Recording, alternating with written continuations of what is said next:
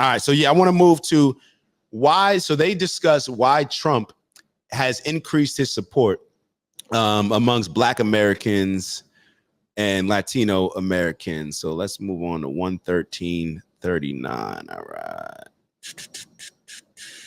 Damn, we moved that far? Take a look. Coming from. And the part that I think, again, another big mistake is that moms care what's in their kids' food. Of course. Yeah. And if you tell them that caring about the fact that there's 10,000 different carcinogens in their child's breakfast cereal is MAGA, you might just be signing them up. I know. I feel like that's been happening. Why do you think someone like Trump has managed to increase his support among Black male voters and by Latino voters? I don't know. Why?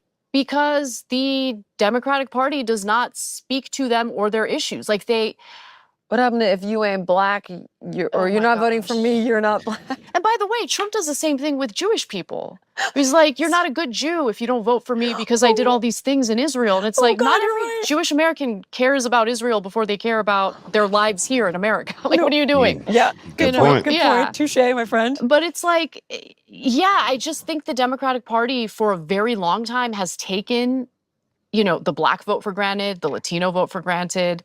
There was this mind virus about how all Latino voters care deeply about the border in terms of like not doing what Trump is doing. And it's like, no, just because you're Latino doesn't mean you're in favor of illegal immigration. Like, I don't know. I think that the Democratic Party has not really been a party of bringing people in. It's been a party of like purging people who aren't 100% in line. Yes. And I think that various groups of people who traditionally would vote for Democrats are looking to be inspired and are looking for progress. They want to move forward.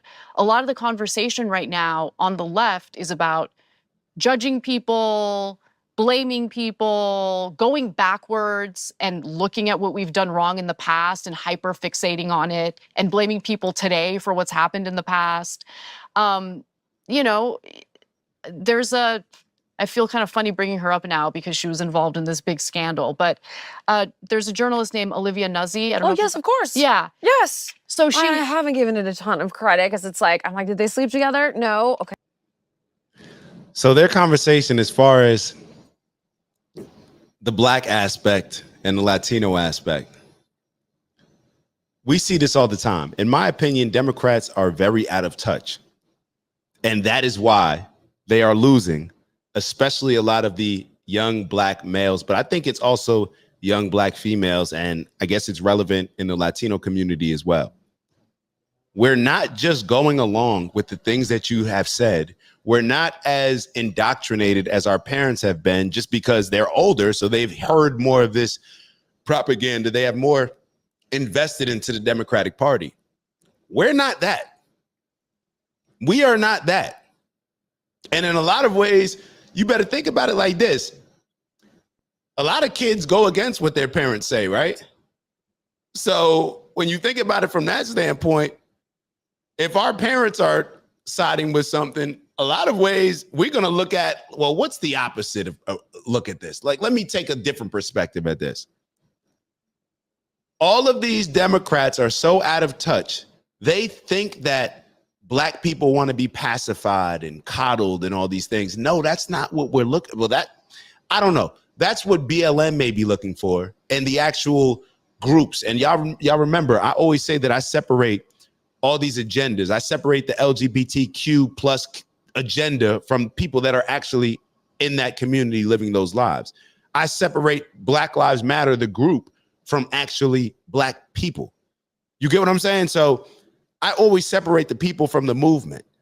But the politicians, they try to appeal to the movement because they get bullied into it. And they think that, oh, well, if we could just address the needs and satisfy Black Lives Matter and be on their side, then we'll get the vote of the Black people. And that's not the case. It's simply just not the case. And we're seeing it in a lot of different ways. So let me Queez wrote, was just telling my mom and mom-in-law, we don't need a leader we like. we might need we just might need that a-hole to turn things around. Nice leaders don't get the job done. It just is what it is. It just is what it is. Somebody can make you feel, just think about the things in life. Think about the things that make us feel good. Those are the things that have the potential of getting us in the most trouble. Whether it's the things that we eat, whether it's us deciding to not work out, maybe other activities, whether it's sex, all these things that feel amazing. Those are the things that are a lot of times are our biggest downfalls. Those are the things that make us the most unhealthy. Those are the things that make us the most irresponsible and put us in positions to that now we're changing the trajectory of our life and not necessarily in a positive way. Those are the things that make us make these decisions on the fly without actually processing whether or not this is a good thing. So all that nice stuff, when somebody's nice to me, or when somebody's like, it's kind of like, yo, maybe just think about it a little bit where it's like, okay, this feels amazing. This is great. What's going on here? Let me make sure that I'm not getting too caught up in this. So that's how I would look at it. So that's the last part of that interview that I wanted to look at. But I wanted to, so this same lady, Anna, she's on a show. She's on a show called The Young Turks, and it's with a guy by the name of Cenk Uygur. Cenk Uygur, I believe is his name. And I want to show y'all this clip. This is funny because it's funny for a few different reasons, but let me show y'all this clip real quick. Hold on. Where the young. All right, here we go, right here. Let me share the screen, which I already had it shared. My fault, I took it down. All right, what's the time? What's the time stamp? 12 minutes and 56 seconds. So this is about gun control. So this is one of the reasons why I think Anna has changed her position on from being a staunch Democrat to now seeing things slightly different. Listen to what this guy says about gun control, and y'all give me your thoughts. And to murder people. So there's no reason for it. So I would ban it, and it would save thousands of lives. Thousands. Because all these if you are familiar with this gentleman, then you know he is probably one of the most emotional people on television. He has temper tantrums like a little child. And if you want, I'll give you examples of it on the next show. But I'm being very serious. And the reason why I'm saying that, this is the overly emotional liberal that we see on a lot of these different platforms. Listen to what he says as what would be his, if he could have gun control his way, what it would look like. Shootings, they might still happen with traditional weapons, rifles, handguns, etc., but a lot less people are gonna die. Okay, look, if I had it all the way, like, okay, this will never happen in America, but I would say you're allowed to own a gun, but you have to have it locked in a locker that is not in your house, that is in a facility somewhere else, okay? You're allowed to own a gun, but you have to have it locked in a locker in a facility that's not in your house. What? This is what I mean when I say sometimes you can be on the side and not realize, like, because you're a fan of that particular team and you're in that gang, that you don't realize how far gone you really are, or maybe how much you don't see the things the same way as where your current party is now at. This man just said that we can have guns, but they be locked in a locker that's outside of our home. I don't know.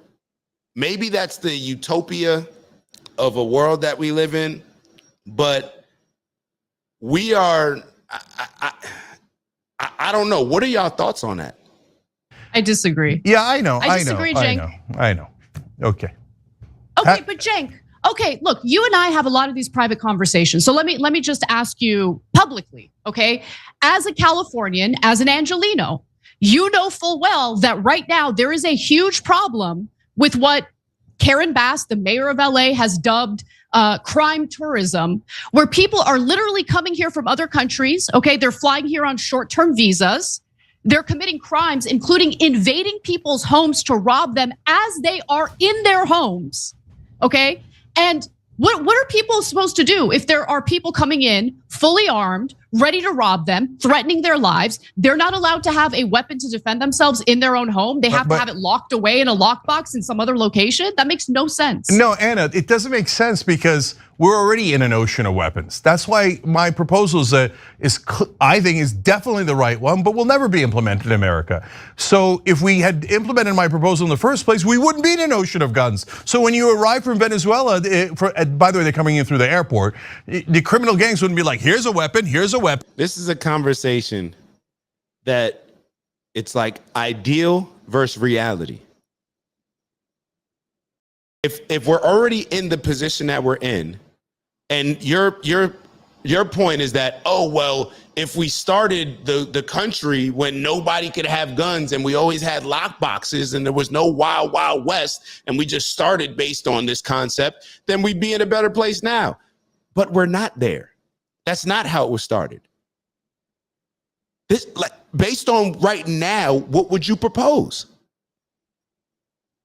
It's like he doesn't even realize that he's not making sense or he's contradicting himself. Okay, if we started off America and nobody ever had guns, and you always had to keep them locked away, the only way you could have a gun is you always had to keep them locked away in a locker outside of your home. Okay, and even that would be whatever. You know what I mean? We could have a debate on that.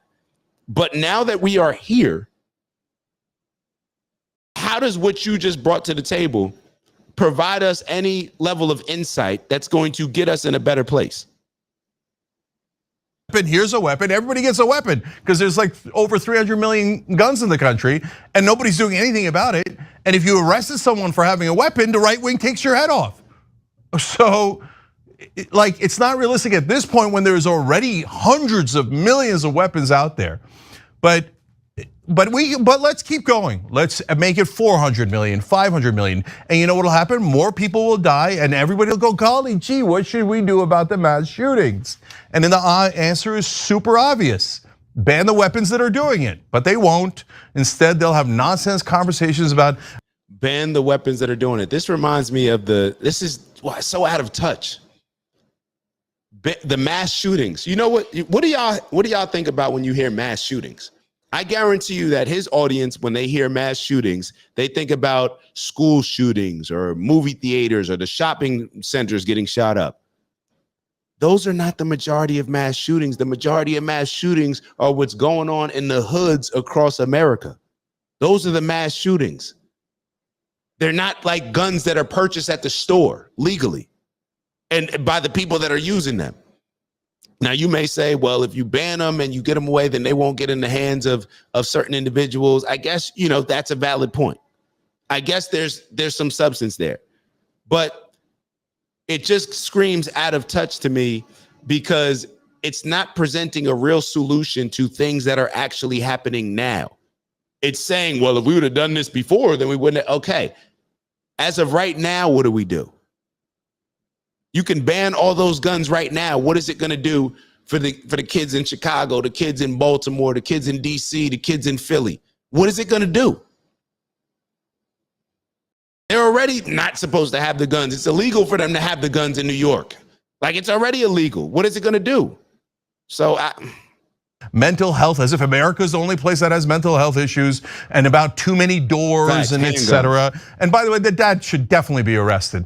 So you said that it was not unsupervised access. It turns out it was. You said it was only hunting rifles, and it turns out it was an AR weapon. So you were lying the whole time. And by the way, when I talk about gun culture, look, guys, a lot of it is uncomfortable, and there's a lot of good people who participate in a normal part of so-called gun culture, and this guy says that he was a normal part of it, and all right, we're gonna move on from that. It's Dak. Just want to thank you for checking out our video and visiting the OG Network. If you enjoyed the video, please please make sure that you give us a like. And if you're looking to join a community of inspired individuals striving for purposeful abundance, subscribe. And if you're feeling real generous, share the video with some friends and family. All right, I'll see y'all soon. Ew.